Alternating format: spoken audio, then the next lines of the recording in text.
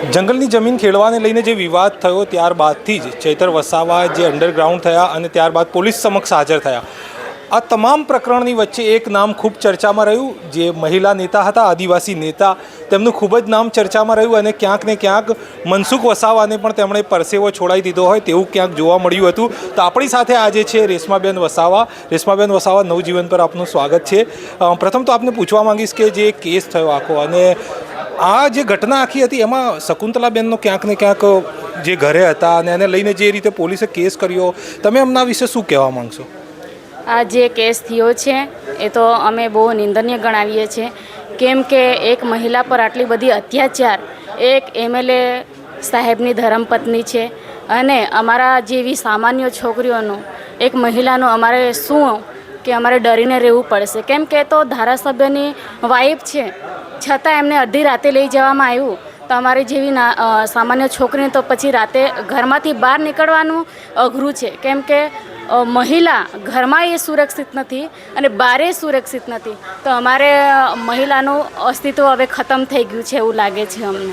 એટલે હું અમારે વિસ્તારમાં એટલું જ નહીં, અમારે નર્મદા જિલ્લામાં એટલું જ નહીં, સૌ ગુજરાતની મહિલાને કહેવા માગું છું કે આપણે રોડ પર ઉતરી જવું પડશે આપણા હક અધિકાર માટે, કેમ કે આપણા બી ઘરમાં દીકરીઓ છે અને જેના ઘરમાં દીકરી નથી એના તો સમાજ માટે તો ઉતરવું પડશે। એટલે આપણા ઘરમાં દીકરી હોય કે આ સરકાર આપણી જોડે આટલી બધી અન્યાય કરે છે।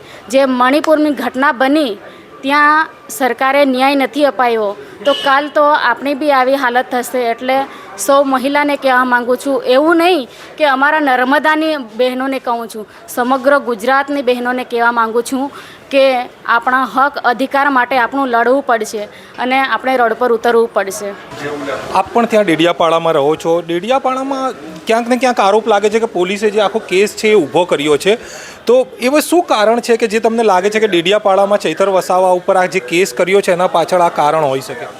એવું કે હવે લોકસભાના ઇલેક્શન લડવાના છે ચેતરભાઈ, એટલા માટે એમને ફસાવવામાં આવેલા છે કે આગળ 26માંથી 26 સીટ ભાજપની ના થઈ જાય એના માટે એમણે ષડયંત્ર રચ્યું હતું અને એમાં એ ઇલેક્શનમાં ચેતરભાઈ જીતી શકે છે એટલા માટે આ ખોટું કેસ એમના પર કરવામાં આવ્યો છે।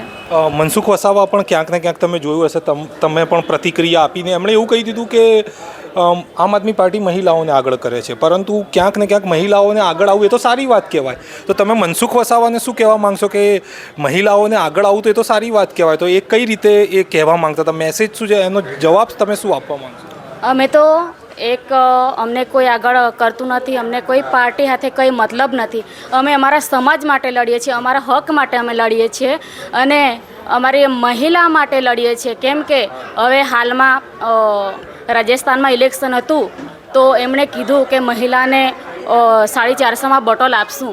તો અમારે ગુજરાતની મહિલાએ શું ગુનો કર્યો છે? શું અમારો દેશ અલગ છે અને સરકાર સૌ સાથનો અને સૌ વિકાસની વાત કરે છે? તો અહીંયા તો અમારા ગુજરાતમાં હાવ અન્યાય થઈ રહ્યું છે। અમારે સાથે આટલી બધી અન્યાય કેમ? અમારી મહિલાની કંઈ સુરક્ષા જ નથી। તો આ હતા રેશમાબેન વસાવા, જેઓ ક્યાંક ને ક્યાંક ડેડિયાપાડામાં જે આદિવાસી સમાજ છે તેમના નેતા છે।